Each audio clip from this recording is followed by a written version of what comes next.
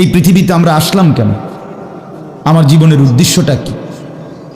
ন্যূনতম আকল তো থাকা উচিত যে আমি আসলাম কেন, কে পাঠাইলেন আমারে, কেন পাঠাইলেন, কার কাছ থেকে আমি আসলাম, আমি যাব কোথায়।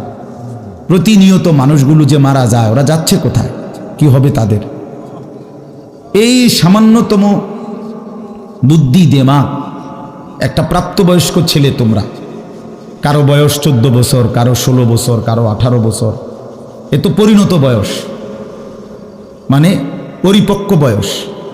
ওয়ালাম্মা বালাগা আশুদ্দা, একেবারে পূর্ণ শক্তির টাইম। কোরআন শরীফে আল্লাহ তাআলা মানুষের হায়াতকে 3টা ভাগে ভাগ করছে। একটা হলো জন্মের পরবর্তী শিশুকাল, আরেকটা হলো যৌবনকাল, আরেকটা হলো বৃদ্ধকাল। এই 3টার মধ্যে আল্লাহ তাআলা নিজেই বলছেন শিশুকাল এবং বৃদ্ধকাল দুইটাই দুর্বল, দফ, এই শব্দের অর্থ দুর্বলতার সময়। আর শুধু কেবল আল্লাহ তাআলা যৌবনকালকেই বলছেন কুওয়াতান, শক্তির সময়। শক্তি, সামর্থ্য, শৌর্য, বীর্য, এই সবটাই যৌবনকাল। এই জন্য শক্তির সময়, সামর্থ্যের সময় মেহনত করতে হয়। যৌবনকালটাই জিন্দেগির প্রধানতম সময়। ভালো কিছু করলেও এই টাইমে, নিজেরে নষ্ট করে দিলেও এই টাইম, গড়লেও এই হায়াত, এটাই সুযোগ, বরবাদ করে দিলেও এটা সুযোগ। বুড়া মানুষ, বয়স্ক লোক ইচ্ছা করলেও অনেক নেক কাজ করতে পারে না, ইচ্ছা করলেও অনেক গুনার কাজও করতে পারে। বয়স হয়ে গেছে 60 বছর, 70 বছর, এখন চাইলেই সারা রাত তাহাজ্জুদ পড়তে পারবে না, চাইলেই সারা রাত নাচের আড্ডায়ও থাকতে পারবে না, শরীরে কুলাবে না, ইচ্ছা থাকলেও পারবে না।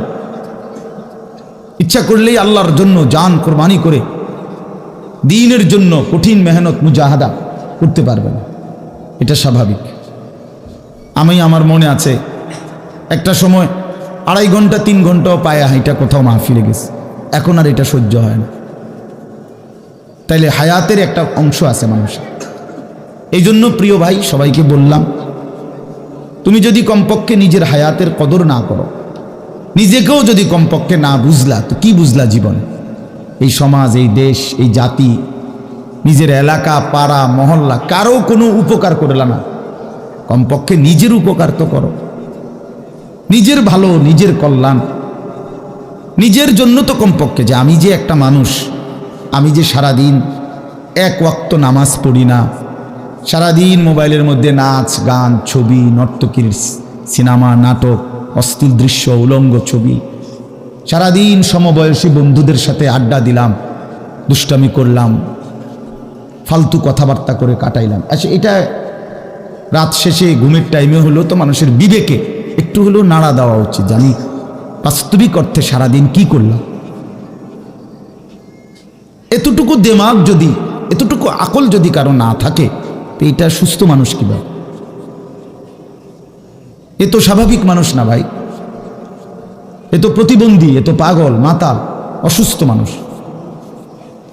এই জন্য দোস্ত আমার, বন্ধু আমার, এদ্দুর কমপক্ষে অনুরোধ করলাম, প্রত্যেকটা অনেক ছেলে মাশাআল্লাহ, অনেক নওজোয়ান, তোমরা আমার অনুরোধ রইল, এতটুকু দিল দিয়া ভাইব, নিজেরে নিয়ে শুধু ভাইব, আর কিছু না করো, নিজেরে ভাইব। রাসূলুল্লাহ সাল্লাল্লাহু আলাইহি সাল্লাম বলছেন, এক সাহাবী একদিন নবীজিকে জিজ্ঞেস করছে, হুযাইফা, ইয়া রাসূলুল্লাহ, আমি যদি দ্বীনের উপরে চলতে গিয়ে কখনো এমন হয় যে আমার সাথে কেউ নাই, সবাই আল্লাহর নাফরমানিতে লিপ্ত, আমি শুধু একা, তখন আমি কি করব?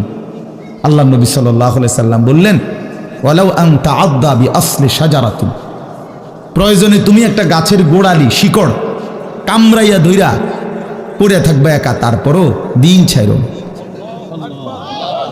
আল্লাহকে ছাইরো না, ইবাদতকে ছেড়ে দিও না। সবাই বদলে যাক, সবাই নষ্ট হয়ে যাক, সবাই চরিত্রহীন হয়ে যাক, তারপরেও কমপক্ষে নিজের হেফাজত করো। রাসূলুল্লাহ সাল্লাল্লাহু আলাইহি ওয়াসাল্লাম বলছেন, মানুষের মধ্যে অন্যায়, নাফরমানি, মানুষের মনের চাহিদা, খেয়াল খুশি, খামখেয়ালি, এগুলো যখন বেড়ে যাবে, আল্লাহ নবী সাল্লাল্লাহু আলাইহি সাল্লাম বলছেন, ফাআলাইকা বিখাসাতি নাফসি, শুধু তখন নিজেরে আঁকড়ায় ধরো, ও দাইল আওয়াম, যাও, না পারলে মানুষের ছেড়ে দাও, যে আমি আর পারলাম না, কিন্তু কমপক্ষে নিজেরে নষ্ট করো না, নিজেরে বরবাদ করো, নিজের নামাজটুকু পড়ো, নিজের চরিত্রটা ভালো রাখো।